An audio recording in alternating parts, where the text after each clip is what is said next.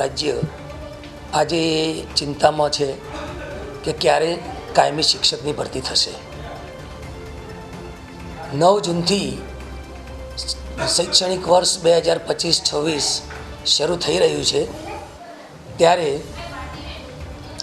આજે શાળાઓમાં બહુ વિકટ પરિસ્થિતિ છે કે કોઈ પણ શાળામાં 100% શિક્ષકો નથી, એટલે કે દરેક શાળામાં અપૂરતા શિક્ષકો છે, શિક્ષકોની ઘટ છે।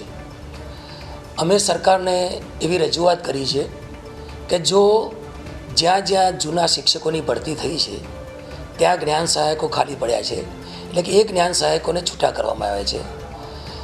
નવા શૈક્ષણિક વર્ષથી જો જ્ઞાન સહાયકો ચાલુ રાખવામાં ન આવે તો એ જ્ઞાન સહાયકો પણ છૂટા થશે।